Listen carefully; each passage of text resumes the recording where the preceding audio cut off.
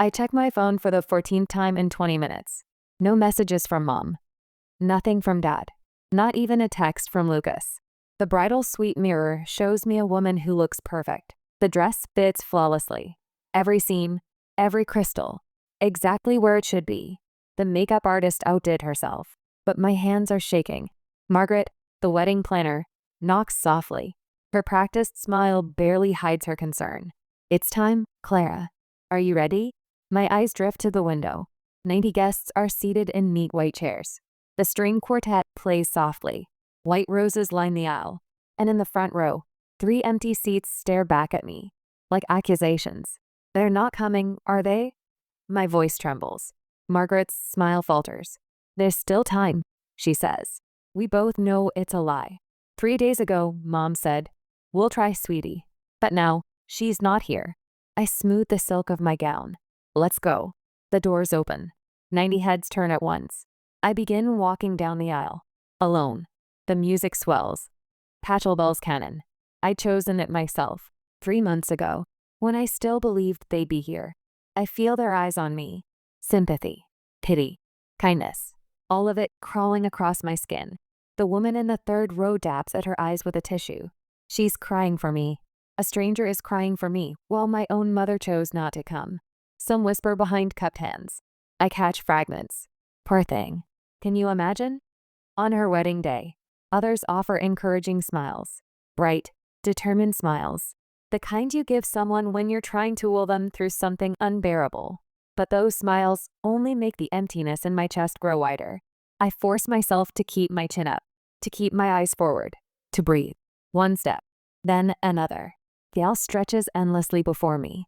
How is it possible that 30 feet can feel like 30 miles? Each step echoes. The rustle of my dress. The soft pad of my shoes on the white runner. Every sound amplified by the silence I'm carrying with me. I pass Evan's aunt in the 4th row. She reaches out. Just barely. Her fingers brush my dress.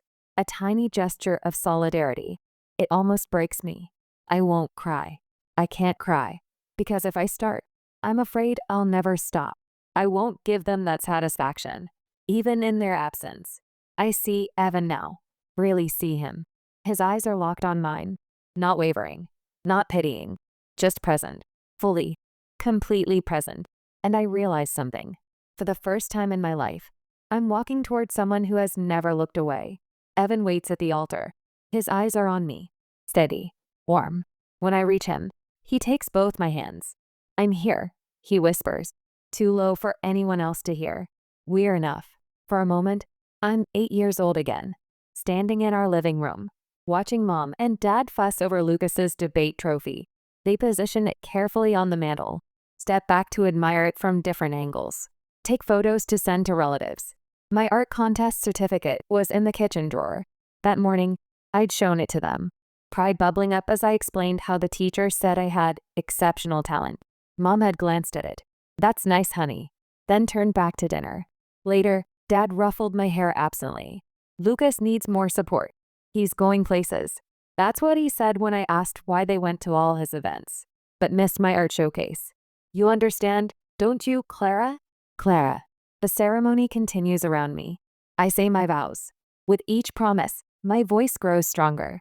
I choose to see you as you are, I tell Evan. Those words carry more weight than anyone understands. But he does. When the officiant pronounces us husband and wife, Evan's mother pulls me into a warm embrace. "You're one of us now, dear," she whispers. Something tight in my chest loosens. Just a fraction. At the reception, Sophie, my college roommate, raises her glass. "To finding the family who deserves you," she says. Her eyes hold mine with fierce loyalty. A murmur of agreement ripples through the crowd. The truth of her words hits me like a physical blow. All these years, I've been invisible. Invisible to the people who should have seen me most clearly.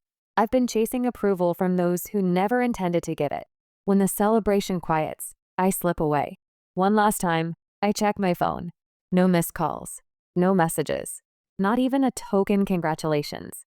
Evan finds me there, staring at the blank screen. "They missed something beautiful today," he says. His arm wraps around my waist. I look up at him.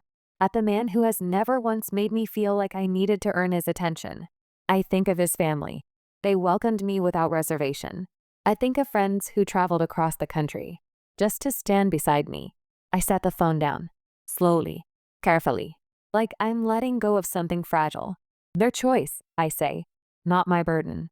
And in this moment, I decide, I won't wait anymore. I won't chase anymore. This 30-year one-sided love ends today. Let me ask you something. People told me I was cold. Family is family. They said, blood is thicker than water. You should try harder to understand. But I had tried. For 30 years, I had tried.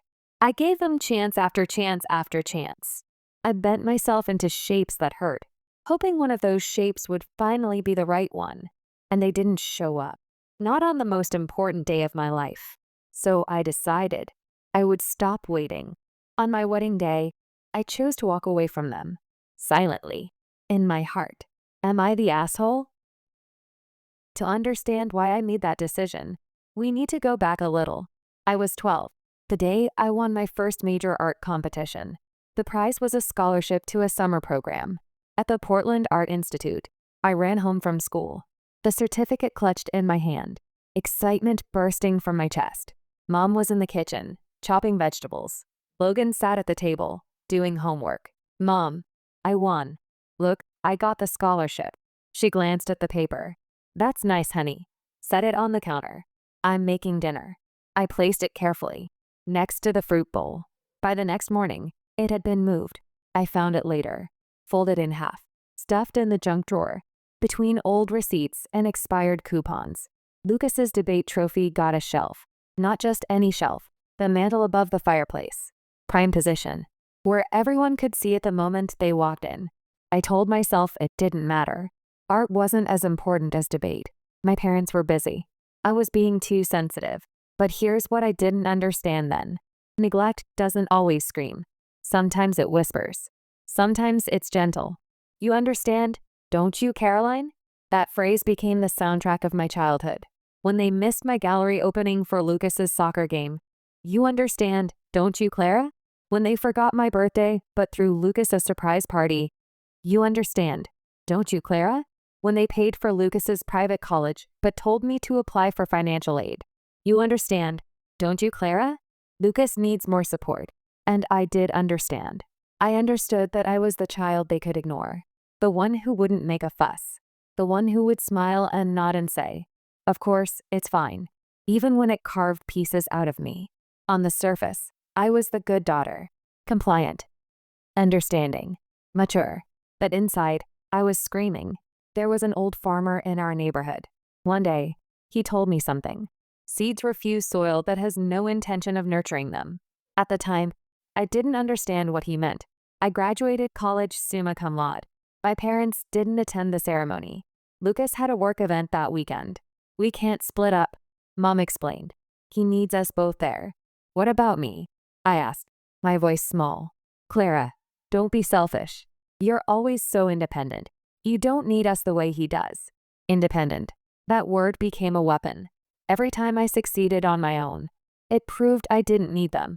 And every time I didn't need them, it justified their absence. It was a perfect loop, a trap disguised as a compliment.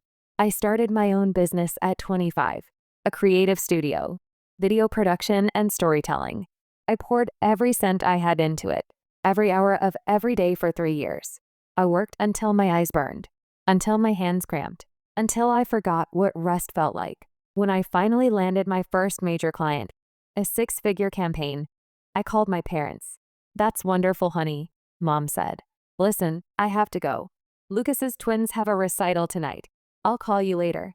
She didn't call later, but she did post 47 photos on Facebook of Lucas's daughters in their matching tutus. The caption read, "So proud of our beautiful granddaughters. Family is everything. Family is everything." I stared at those words for a long time.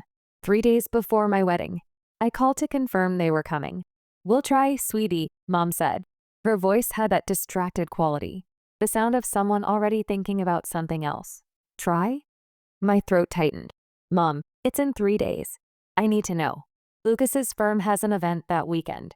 It's very important for his career. My wedding is important too. Silence. Then Dad's voice in the background. Tell her we're busy. Not even the courtesy of speaking to me directly. Mom, I'll pay for everything. The flights, the hotel, anything. Please. Clara, you're always so dramatic. We said we'll try. So on my wedding day, I walked down that aisle. Alone. 90 pairs of eyes watched me. 90 people who cared enough to show up. But the 3 people who should have been there weren't. After the ceremony, Evan's mother hugged me. You're one of us now, dear. I cried into her shoulder. Not sad tears. Grateful tears. Confused tears. Because I was 30 years old, and it was the first time a mother figure had chosen me. I kept waiting. Waiting for my parents to realize what they'd missed. To apologize. To acknowledge the hurt. They never did. After the wedding, I made a decision. But I didn't completely cut ties. Still, somewhere inside, I hoped. Maybe someday they'd notice. Maybe someday I'd be enough. 6 months after the wedding, my company was acquired. $21 million. I had built something from nothing. 5 years of 18-hour days. Missed vacations. Pouring every ounce of myself into a dream. And someone valued it at $21 million. My team celebrated. Champagne in plastic flutes. Hugs. Tears of joy. I pulled out my phone. Surely, this would get their attention. Surely, this was impossible to ignore. I texted Mom. The acquisition went through. $21 million. Wanted you to know. 3 dots appeared. Disappeared. Appeared again. Finally. That's nice, honey. Congratulations. Did you see Logan's post about the twins' school fundraiser? That's nice, honey. $21 million. 5 years of my life. That's nice, honey. I set the phone down carefully. My hands were shaking. Jane, my creative director, touched my arm. Clara, you okay? I smiled. That smile I'd perfected over 30 years. Just checking messages. Where were we? But I wasn't okay. For the first time, I felt something shift inside me. Something small but significant. A crack in the foundation of hope I'd been building on. That night, I couldn't sleep. I lay in bed next to Evan, staring at the ceiling, and I opened Instagram. Lucas's account. Public, of course. He loved showing off. There they were. My parents. Lucas and his wife Helen. The twins in matching plaid uniforms. The caption. Family tradition continues. 3rd generation at Westridge Academy. So blessed. Dad's arm draped around Lucas's shoulder. The exact same way he used to pose with him at every awards ceremony. Every graduation. Every milestone. I try to remember a single photo of Dad with his arm around me like that. I can't. Mom is beaming at her granddaughters. Her whole face lit up with pride. Pure, uncomplicated joy. I've seen that expression before, just never directed at me. I scroll to the next photo, then the next. Lucas's family vacation to Hawaii. 10 photos. The beach. Sunset. The twins building sandcastles. Mom and Dad in matching sun hats. I enlarge one. Look closely at Mom's face. She's laughing. Actually laughing. Her head thrown back. Eyes crinkled with genuine happiness. When was the last time she looked at me like that? I keep scrolling. The holiday gathering I wasn't invited to. Thanksgiving. Last month. The table set for 12. Lucas at the head. Mom serving turkey. Dad carving. The twins wearing pilgrim hats they made in school. There's even a photo of my old chair. Someone's coat is draped over it. They didn't just exclude me. They filled my space. Next. Dad's retirement party. 43 photos. The office had thrown him a celebration. Lucas gave a speech. There's a video. I click play.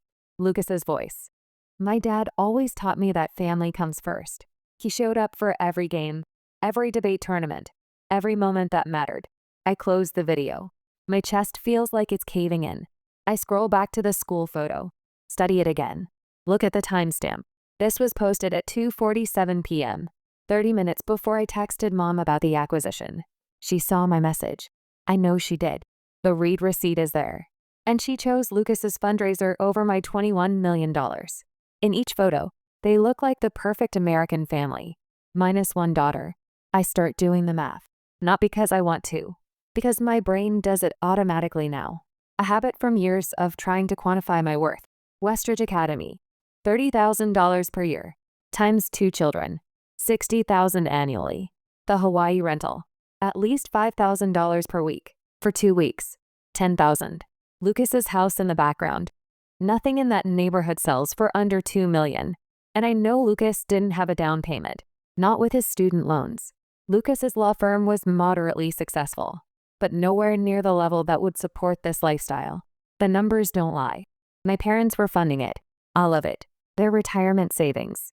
The family investments they'd promised to split between us. Every dollar they'd saved over 40 years. Poured into maintaining Lucas's image. Into maintaining the illusion that he was the successful one. And I, who had just sold my company for $21 million, got a text that said, "That's nice, honey. I feel something break. Not loudly. Not dramatically. Just quietly. Like a thread that had been pulled tight for 30 years. Finally snapping. The breaking doesn't hurt the way I thought it would. It feels more like relief. Like finally letting go of something I'd been carrying so long, I'd forgotten it was heavy. I remembered those words. The ones I'd heard years ago. The old farmer had told me. Seeds refuse soil that has no intention of nurturing them. At the time, I hadn't understood. But lying there in the dark, scrolling through photos of a family that didn't include me, I finally got it. No matter how hard a seed tries, it cannot grow in soil that refuses to feed it. You can water yourself. You can turn toward the sun. You can push and push and push. But if the soil is barren, you will never take root. Evan stirred beside me. Can't sleep? I set the phone down. I think I've been trying to grow in the wrong place. He propped himself up on one elbow, looking at me in the darkness. What do you mean? My whole life. I've been trying to prove I'm worth their attention.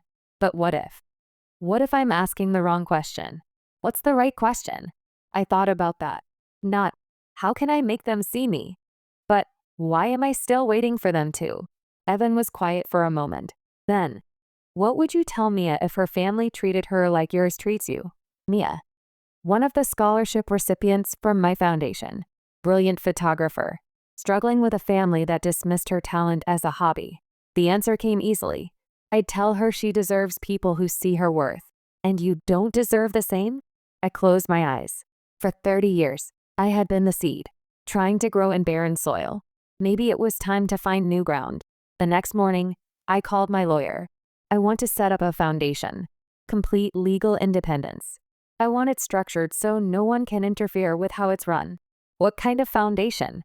Scholarships for young artists. Girls whose families don't see them. I want to fund their dreams. There was a pause. This is personal, isn't it? Very. Within 3 months, the Crescent Foundation was operational. I poured $2 million into the endowment, set up a board of directors, established transparent governance and clear success metrics. Every decision was documented, every dollar accounted for. This wasn't about revenge. It wasn't about showing my parents what they'd lost. This was about creating soil that wanted to nurture seeds. Mia was the first recipient. She sat across from me in my office, holding the scholarship letter with trembling hands. 19 years old, small for her age. The kind of smallness that comes from making yourself invisible. I recognized it immediately. Her portfolio was spread across my desk. Photos she'd submitted with her application. A series called Unseen. Images of everyday moments no one pays attention to. A wilted flower in a grocery store parking lot. An old woman's hands folding laundry. A bird's nest abandoned in winter. Each photo was technically perfect, but more than that, they had something rare. A way of seeing the overlooked, of giving dignity to what others dismissed. I don't understand, she whispered. Why me? Her voice was so quiet I had to lean forward to hear. Because I see you, I said simply. She looked up then, really looked at me. And I saw myself at 19. That same desperate hunger for acknowledgement. That same fear that maybe you weren't real unless someone confirmed it. I see your talent, I continued. I see your potential. And I see that your family doesn't. Her eyes filled with tears. One spilled over. She didn't wipe it away. They think photography is a waste of time. I know. They say I should be practical. Get a business degree like my sister. Settle down. Stop dreaming. I know. They've never come to a single one of my exhibitions. Not one. My mom said she was too busy. My dad said. He said it was just a hobby. That real artists don't come from families like ours. I know. Last week, I won a regional competition. First place. $1,000 prize. Do you know what my mother said? I waited. She said, That's nice, honey. Did you remember to pick up milk? The words hit me like a physical blow. That's nice, honey. The exact same words. The exact same dismissal. 30 years apart. Different people. Same wound. I know, I said again, my voice barely steady. I know because I lived it. She looked at me then. Really looked. And something passed between us. Recognition.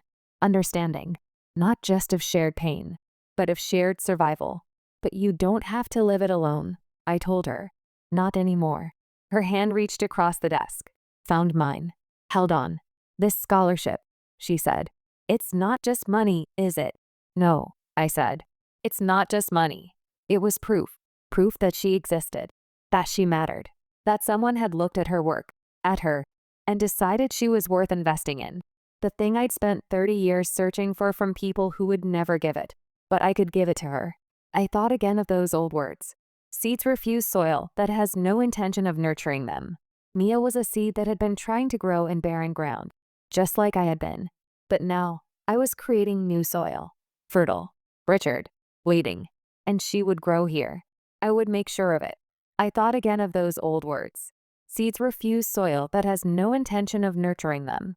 For 30 years, I had refused to believe it applied to me. I convinced myself that if I just tried harder, achieved more, became successful enough, the soil would change. But soil doesn't change for seeds. Seeds change their soil. I started setting boundaries. Not loud ones. Not dramatic declarations. Just quiet distance. I stopped calling my parents. Stopped texting updates. Stopped checking if they'd seen my posts. I removed them from my social media. Not blocked, just unfollowed. Muted. Made invisible. If they wanted to find me, they could. But I would no longer bring myself to them. For the first time in my life, I stopped performing. For an audience that wasn't watching. 6 months later, my parents called. Not because they'd noticed my absence. Not because they realized I'd been gone. Because Lucas's business had collapsed. Clara, honey. Mom's voice was tight. Strained. We need to talk. About what? Your brother is going through a difficult time. His firm is. There have been some setbacks. We were hoping you could help. I was silent. Caroline? Are you there? I'm here. We thought, with your recent success, maybe you could invest in his new venture. Or offer him a position at your company. He's very talented, you know. He just needs. No. The word came out calm. Flat. Final. What? No, I won't invest in Lucas's business. And I sold my company 2 years ago. So there's no position to offer. But he's your brother. And you're my parents. Yet you missed my wedding. Silence. That was. We explained that. Logan had. An event. I know. You've explained many things over the years, Mom. But you've never once apologized. We're apologizing now. No, you're not. You're asking for money. Her voice turned cold. I don't appreciate your tone, Clara. And there it was. The shift I'd seen 1,000 times before. The moment I stopped being convenient, I became the problem. I appreciate you calling, I said, my voice steady. But I can't help you. Can't or won't. Both. I hung up. My hands were steady. My breathing was calm. I felt nothing but relief. 3 weeks later, Dad called. Your mother is very upset with you. I'm sorry to hear that. Lucas needed you, Clara. Family helps family. You're right, I said. Family does help family. Where were you when I needed help? We've always supported you. When? Silence. When did you support me, Dad? Name one time. Clara, you've always been so independent. You didn't need us. I needed you at my wedding. We explained. You chose Lucas. You've always chosen Lucas. And that's fine. You're allowed to have favorites. But don't call me now that he's failed. And expect me to clean up the mess. He hasn't failed. He's going through a rough patch. Then help him. Use your retirement savings. Oh wait, you already did, didn't you? You've been funding his lifestyle for years. More silence. How did you? It's not hard to figure out, Dad. His salary doesn't match his spending, but mine does. And you never asked me for anything. Until he needed it. You're being cruel. Cruel. I had been invisible for 30 years. And the moment I became visible on my own terms, I was cruel. I'm being honest, I said quietly. And I'm done pretending. If you want a relationship with me, it needs to be real. No more using me when it's convenient. No more dismissing me when it's not. We never dismissed you. You missed my wedding. Clara, you have my number. If you ever want to apologize, really apologize, not just ask for favors, I'll listen. But until then, I need space. I hung up. This time, I blocked the number. Not out of anger, out of self-preservation. Because I had finally learned, you cannot make someone love you. You can only choose whether to keep breaking yourself trying. The Thursday before Thanksgiving, I host dinner at our home. The dining table extends to accommodate everyone. Evan beside me. Nora, my former mentor, across from us. My business team scattered between. Mia sits at the opposite end, her scholarship certificate framed on the sideboard behind her. Our home glows with warmth my parents' house never had. Candles flicker in silver holders. Laughter rings against the ceiling. No one here needs to prove their worth to be seen. I raise my glass. To those who see us as we are. The toast echoes around the table. My phone stays off. Notifications silenced. Over dessert, I announce the Foundation's new mentorship program. I'll be personally involved with each recipient. I explain. We're creating connections that matter. Mia's eyes widen. You'll be mentoring us yourself? Every step of the way. I smile at her. This foundation isn't just about money. It's about building something meaningful together. Later, as we clear plates, Evan turns on the local news. Right on schedule, the feature about the foundation airs, strategically timed to coincide with my family's traditional dinner hour. On screen, I speak with confidence I've earned. We build family through action, not obligation. The report transitions to financial analysis, contrasting the foundation's transparent governance with examples of mismanagement, including a not-so-subtle reference to Lucas's business failures. Mia watches, transfixed. They're actually comparing your brother's company to the foundation? Facts speak for themselves. I stacked dessert plates with steady hands. The community validated what my family refused to see. The following morning, my parents request a meeting. I arrive at a coffee shop downtown. In the Porsche, the car that triggered their sudden interest after years of silence. Dad looks older than I remember. Defeat etched into lines around his mouth. We should have been there, he admits, staring at his untouched coffee. At the wedding? I ask, though I know that's not all he means. Everywhere. His voice cracks. All those years. Mom's eyes shimmer with tears. How can we fix this? The question hangs between us. 3 months ago, I might have grabbed at this opening, desperate for any acknowledgement. Now, I feel only calm clarity. Some things can't be fixed, I tell them. Only accepted. Mom flinches. I'm not closing the door forever. I continue. But I need accountability, not convenience. I'll consider limited contact after you both start therapy. That's unnecessary, Dad begins. The old dismissiveness rising. It's non-negotiable. I sip my tea, the warmth spreading through my chest like certainty. They exchange glances. The silent communication of people who never expected consequences for their choices. Lucas's financial collapse stripped away their illusions of his superiority. My success exists beyond their reach. The foundation thrives independent of their approval. When they leave, no agreements have been made, no concessions offered. I watch them walk to their sedan. The luxury vehicle's long gone. Now a sensible sedan. I drive away without looking back. Freedom replaces obligation. In every beat of my heart, the foundation awaits. Mia's project needs review. My chosen family expects me for dinner. For the first time, I'm moving toward something, instead of away from someone. And that makes all the difference. I stand in the sunlit studio of the Crescent Foundation, watching Mia adjust her camera settings. Morning light filters through tall windows, casting golden patterns across the polished hardwood floor. It's been a year since I faced my family for the last time. What do you think about this angle? Mia looks up, her eyes bright with the same creative fire Miss Richards once saw in mine. Try moving it slightly to the left. Catch how the light falls across the subject. My voice carries the confidence of a mentor now, not the desperate plea of a daughter seeking approval. On the wall behind Mia, photos document our scholarship recipients' projects, stories they never could have told without the foundation's support. Each frame represents a voice that might have been silenced, just as mine nearly was. My office here replaced the childhood bedroom, where I once dreamed of being seen. Every element, from the ergonomic chair to the awards displayed without apology on floating shelves, I chose deliberately. Nothing inherited. Nothing tainted by obligation or guilt. I've finished the final cut of my documentary, Mia says, straightening up. Would you watch it with me? We move to the editing bay.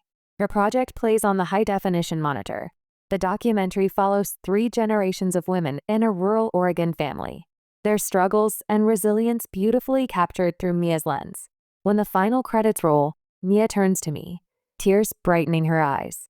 You're the reason I believe I can do this, she says, wrapping her arms around me in a spontaneous hug. I think of Miss Richards, how she recognized something in me when my own parents couldn't be bothered, how her belief sustained me through years of family indifference. Now the cycle continues, not of neglect, but of genuine support. Later that week, I stand at the podium of the Portland Arts Center, accepting a Community Leadership Award. The audience applauds. A sea of faces turns toward me with appreciation, not pity. Evan sits in the front row, beaming with unrestrained pride. There are no empty seats causing me pain tonight. No phantom family members I wish were here. Every person in this room sees me, truly sees me for who I am. Thank you, I begin, my voice steady. This journey began in invisibility and has led to impact. For years, I measured my worth by the approval I couldn't earn, from people who refused to give it. I pause, let my gaze sweep across the room. Now I measure it by what we build together. The standing ovation washes over me like a cleansing wave. My therapist calls it post-traumatic growth. This strange peace I found after accepting that some wounds never fully heal. I maintain careful boundaries with extended family. Holiday gatherings now center around chosen family. Celebrations filled with genuine joy, rather than dread. Evan and I have established our own traditions. Nora's retirement party at the foundation last month brought together circles of support. Support that lifted me when blood ties failed. The emergency fund for students facing financial hardship. My latest project ensures that talent isn't crushed by circumstance. I understand now what these young women need, because I lived without it. Unconditional belief in their potential. Driving home through Portland in my Porsche, I pass the coffee shop, where I once edited videos on a borrowed laptop. Through the window, I catch a glimpse of my parents, walking on the sidewalk. Our eyes meet briefly. I don't stop. There's no pain in this moment, only peaceful acknowledgement. They taught me what love isn't. Evan and my work taught me what it is. Tomorrow, Mia sets up for her next project. I'll be there, camera in hand, showing her techniques I've mastered over years. Years of making myself visible. I think again of those old words, the ones I finally understand. Seeds refuse soil that has no intention of nurturing them. I am no longer trying to grow in barren ground. I have found new soil, rich, fertile, waiting. And here, in this place I chose for myself, I am finally blooming. Family isn't who raises you, it's who lifts you. If this story resonated with you, please consider subscribing to our channel. We share stories of quiet strength of people who found peace not through revenge, but through choosing themselves. Your support helps us continue creating content that validates your experiences and reminds you, you are not alone. Thank you for being here. Thank you for listening. And remember, you deserve soil that wants to nurture you.